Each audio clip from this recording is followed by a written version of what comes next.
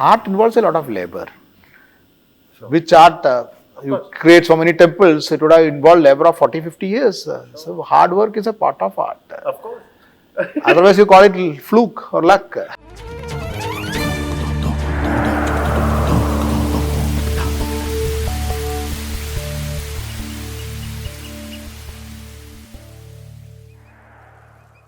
The Teamwork Arts Podcast, ladies and gentlemen, this is where we try and go behind the thoughts of the actions that animate the creation of the arts and the thoughts of those who create that art. And today, of course, I'm sure you must have seen Bahubali. Today we are trying to pick the brains behind the thought of Bahubali, the man who shows us the importance of perspective, the defeated side, the other side. Mr. Anand Neelakantan, what an absolute pleasure to have you on our Thank you. Great pleasure to be here, always in JLF, and fantastic work you have been doing here. It's, we're living in an increasingly black and white world, and probably as good a time as any to talk about the other side, no?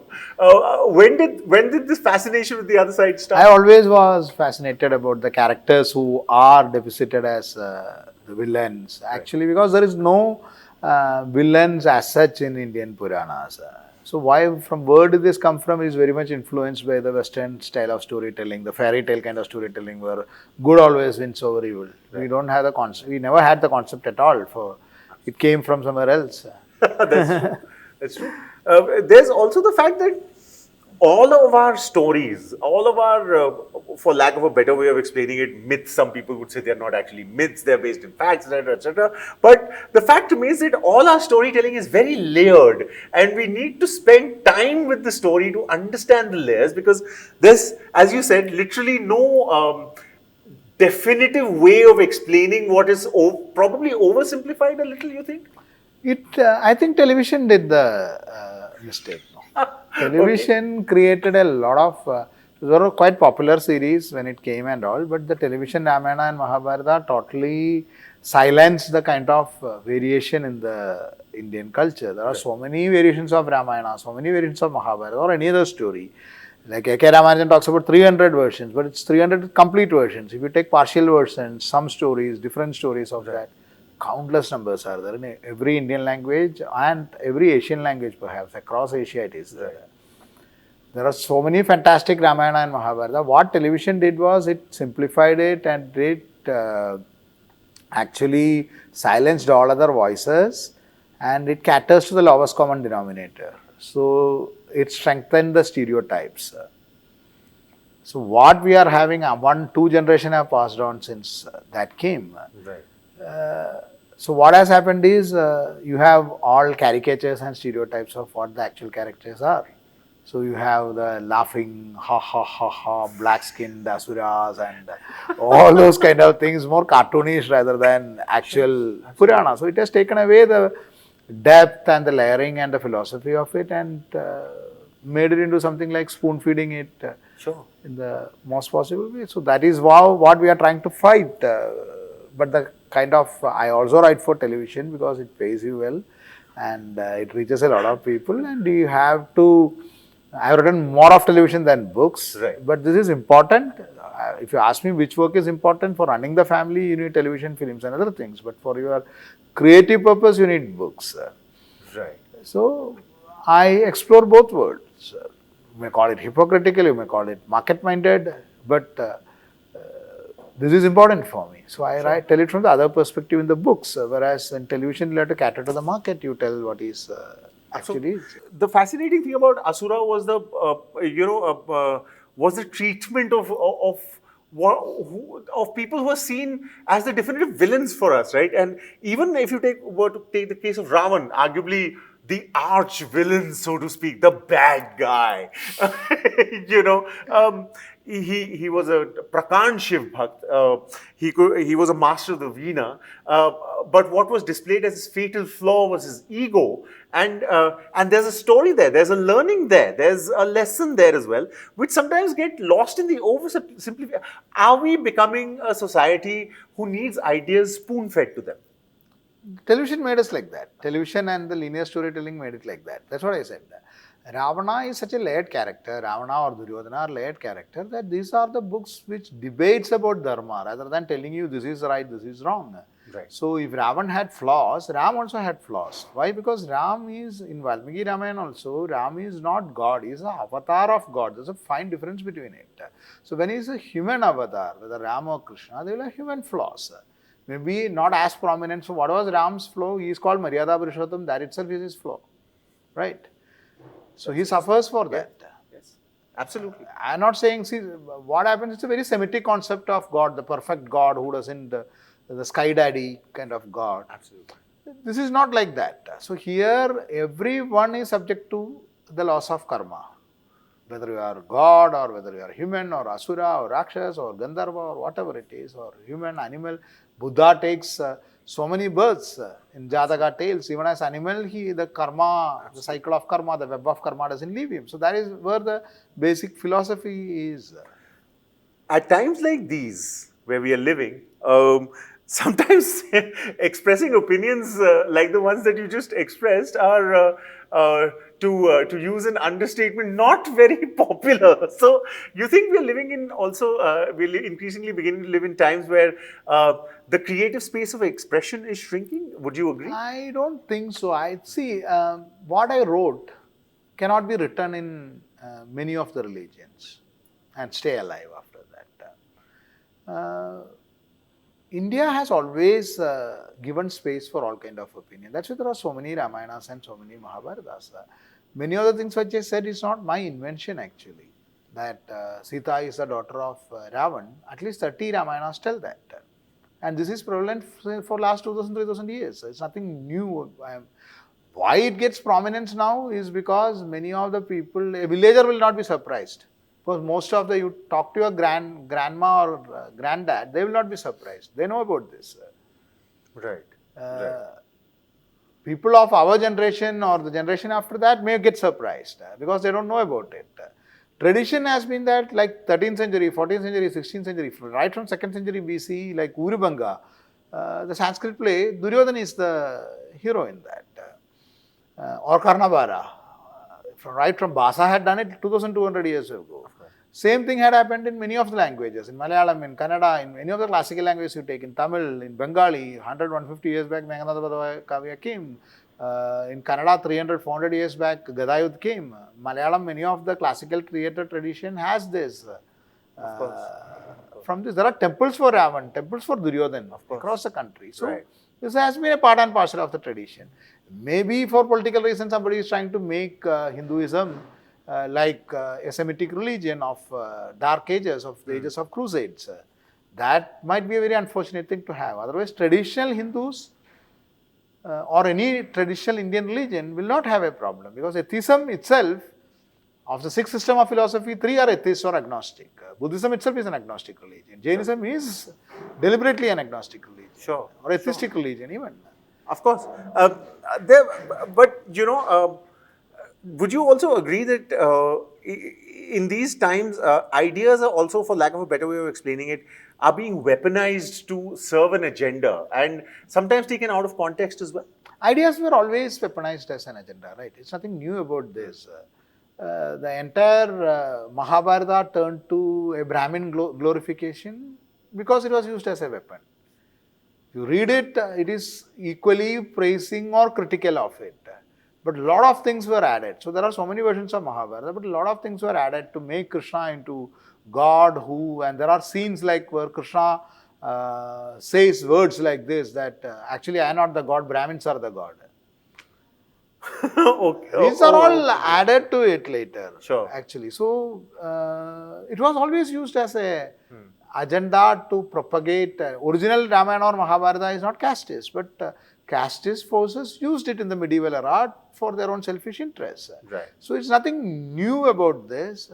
And the fight back also, there was always a reaction. It's not that it was always passively taken. If somebody came with an idea, the fight back also came. That's why you had temples for Ravan or Duryodhana and other things. No? Many of the saints of India used Ramayana and Mahabharata to fight back against casteism itself. It is an ongoing fight. It's not even that is a very linear telling. No? India has always been caste-ridden and always some new saviors have come here now and they are going to change it. No. Sure.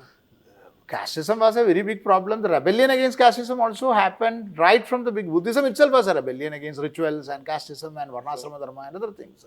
So this is an ongoing revolution. India is a country of mutinies. It keeps happening. Rebellions and arguments keep happening. As we are told, if you don't learn from history, you're condemned to repeat the mistakes of history. And we have been repeating it every century. We don't seem to be learning enough, do we? Do any civilization learn that? Nobody learns that. No? If they read how Hitler had risen, would dictators be there anywhere else? Nowhere else. That's true. That's true. Even now in our society, we find that a lot of educated people, the common people have more common sense. So-called elite, I have heard many of them. See, we are living in an era where for the first time in the history, the rulers are answerable to the common people on the street, and the common people have the power to remove the... Absolutely. Earlier, only the people who had a sword or a gun or a cannon could remove. Right. Now the people have the power, and even now when the people have the power, even now there are idiots who are telling that we should have an autocracy. Isn't it? So, who is more foolish? Yeah. The only power you give to a common man is this thing to vote. We are living in the best. I'm not talking about any recent 1 year, 2 year, 5 year, 10 year, 20 year, 30 year, 40 year or anything. But in the last, say, 100 years or 70 years at least for India, we are living in the best period in history. Nowhere everyone had the same right. Somebody had some right, somebody were special based on their religion, based on the caste, based on their this thing. At least theoretically, everyone has the same right. Before the law, that's important to know. Even that is a very big step. No, sure. In front of the law itself, you didn't have. Then, sure. At least theoretically, we have. At least there are courts to ask you. At least there are people who beats you up. There is at least some system to ask that. So we are living in the kind of what science has given. No philosophy or religion has given to us. Sure, absolutely. So, coming to the process of you creating your art, so to speak, what's the process like? I mean, I know that there's a lot of research that is required for what you write. It's very, very labor intensive in that way. Also, there's a creative aspect to it, which is a very strong aspect. I mean, just one has to look at the output that is Bahubali, that being the lowest fruit to pick off the tree that you have created of your art. So, how do you balance the academic rigor with the creative chaos, or does one take precedence over the other? How does that process work? See, any art is a balance. Right. An art to stay, including literature, one, it has to be, I don't subscribe that art has to be pure. There is nothing called pure art.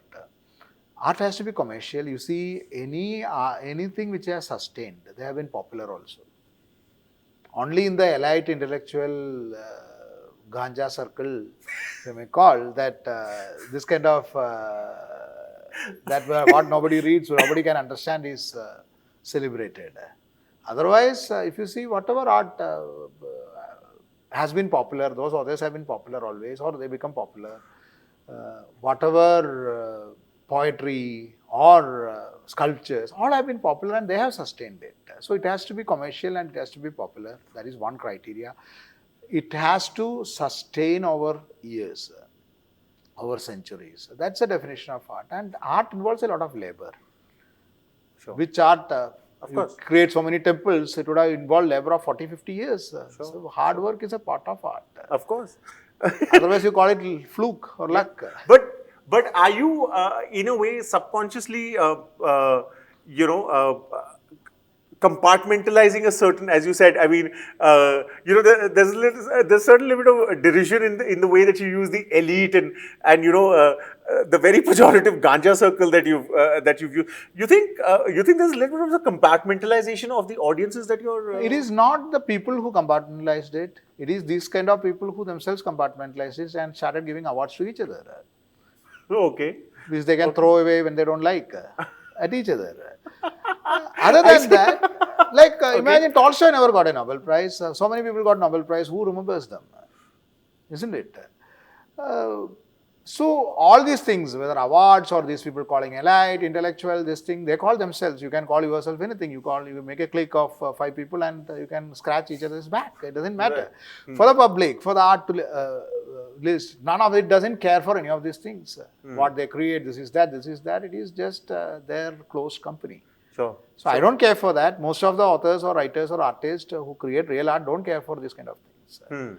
When you are retired, when you have nothing much to produce, then you can enter into this field. Okay.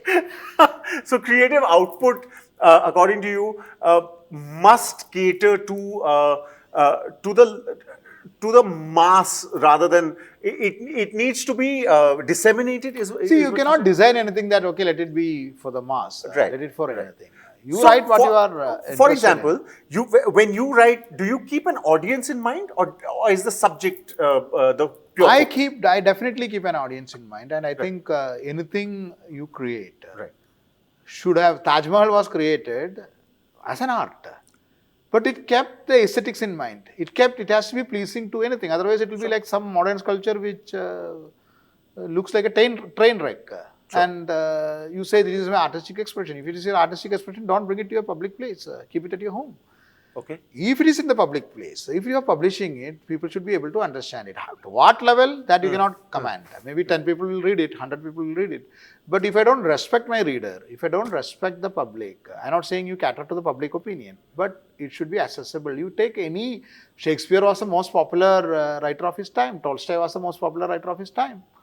Dickens was the most popular writer of his time. Absolutely. Tagore was very popular, right? Sure. None of them were sitting in the ivory tower and preaching to people that if you don't understand my shit, that is your problem and I am the greatest guy in the world. Right. Of course. Right. Ramayana, Tulsidas ji had a group of 500 people who roamed around popularizing it. That was the marketing of that era. Sure. Valmiki Ramayana is still popular, right? Of course. Just because it is popular, you say that no, it's not art. And that's that's very interesting because the Bahubali bit, the Asura bit has made you wildly popular as far as the subject of your writing and the writing itself is concerned. Do you think that also places a little bit of a burden? Do you ever feel burdened by the fact that now you are also seen as a certain writer doing a certain thing? Does that ever enter the scheme of things? Thoughts? For me, I was always very clear that I want to be read. And I won't care a damn for the awards. If it comes, it comes. Some awards have come, it comes, I keep it in my shelf, that's all. Right. It doesn't matter for me. Because these are all, and I will create a lot of work. Because I want to experiment. So, television, OTT platforms, I write thrillers. I'm not stuck to only mythology. Right. I'll be writing about serial killers, I'll be writing about spy thrillers, I'll be writing all genre. Right. And I experiment with audiobooks, I write travelogue, I write poetry. Nobody reads my poetry, but I write it just for the heck of it. Right. And I'm not writing it for critical acclaim. I just enjoy life. Whatever comes, I do. Sure. And I want to be read. I want to be popular. And I want to be read for a long time. Maybe 100 years, 300 years, 400 years. That's my ambition. Maybe nobody will care. It doesn't matter. But ambition does not really see that far, does it? So, I'm even writing a book called Asura Marga, which will be coming there, where I say ambition is what drives humanity. Jealousy is a good emotion, which I have put in Asura also. Yeah. Which I am expanding to it. Jealousy is a good emotion. Competition is important. Because if you are, and discontentment is the energy of progress. If you are contented, you will be still living in the caves or in the tree, right? You are discontented, that's why you created all these things. That's a point. For someone taking a cue from you to pursue what you do, what would be the points that you would tell them to keep in mind while taking their first steps in this profession, so to speak? First of all, just write what you feel strongly about, and write so that people will understand it. So I do what I call perhaps no offense meant, a de-tellurification my country cousins process. I go through every word and see whether any word I have used which my son who is 15 cannot understand. Because my idea is to convey my idea and not to this thing. But as you write, I would have written like so many screenplays and other things, many million words. So there is a natural tendency of my work becoming vocabulary increase. English is not my first language. Vocabulary becoming more and more dense. Sure. So now it is more, I spend more time editing out the kind of words which an Indian, and I write for Indians. I don't write an asterisk and put italics dharma. I know what my audience wants. So Right. I write dharma as dharma, I write karma as karma. Right. I'm not writing for the Western audience. Right. If they want to read it, let them read it. Because the Western audience is not writing for us. No, This is our inferiority complex where we want to write for the Western audience, and only if they say it's a good book, it's a good book. I don't Right. care. Sure. So when I write for a common people here who can read English and which can be translated to all Indian languages. And I also try to make my writing very visual because I believe this is an era of visual poetry. First thing is I don't know that much English. So what happens is I want someone who reads it to form a screenplay in his mind, a film in his mind. Because in the last 100 years, we are living in an era of visual way of storytelling. Before that, it was a oral way of hearing stories. Poetry was important, so the words and wordplays played a big role. Sure. But now, more than the words, it is a visual which is important. This is something which I identified earlier itself. That's why many of the directors who read my books, including Rajamouli, who called me to write the books, because for them it is easy to connect. Sure. Because it's very visual. Of course. So I developed that visual style, and I am deliberate in a visual style. I will say to any aspiring writer, try to develop a visual style rather than trying to run around and create beautiful vocabulary. If it comes, it's good, but maybe it will take you to a place where only few people will understand. But visually, even a kid will understand. Sure. So that's my way of telling. I'm not telling that is the way and that's the right way. Sure. There will be 1,000 right ways. But this has given me success. This has made me more into a screenplay writer, and believe it or not, screenplays and visual storytelling pays you 100 times more than what you get from the book. So book you do for a satisfaction of it. Sure. I will never, 11 books now, 4 in the print, and I have signed for another 10 books. So I'll be keeping on writing books and columns and travelogues and all other things. But it doesn't pay you much relatively. That's a harsh fact. For a country of 130, 140 crore, if you sell 1 lakh copy, you are like strutting around like a peacock. Actually, by percentage wise, you write a film, 40, 50, 60 crore people watches. So that's a kind of power of visual media. For sure. If you are a writer, you should try to, because I will again tell, Kalidasa wrote beautiful poetry, but he wrote drama also. And his dramas are more popular than poetry. Shagundala, even Shakespeare wrote sonnets, but at that era, it was drama. Theatre is it. Now it is films and OTTs and other things. So if you are a writer, you cannot say, I will play only test cricket. You have to play IPL also. That's where money is. Of course, you should play test because that's very important. So you write books, but films and shows are OTT, IPLs. You cannot ignore it. Absolutely, absolutely. And that's something to keep in mind from someone who comes from a place of knowledge. He's done it and then he's telling you how to do it. So probably a good idea to listen, because that's becoming a bit of a luxury. So remember to listen well. That's important. The Teamwork Arts podcast with the absolutely incredible Anand Neelakantan. Thank you very much, sir, for your time. Thank you very much. And I'm sorry if I offended anyone, but I speak my mind. I'm telling you, honest views are just so refreshing now, without the veneer of trying to give it other meanings. It's unvarnished truth that you got on the Teamwork Arts podcast. I hope you enjoyed it. If you did, do let us know.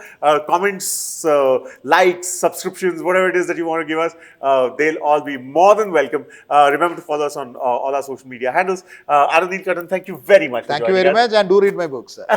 Important to read, important to read. Do tell us what you think and what's happening next. Well, for that, you'll just have to follow us on social media. Thank you very much for listening. This is the Teamwork Arts podcast. If you've enjoyed this podcast, subscribe to our channel now. We have a new episode out every Friday.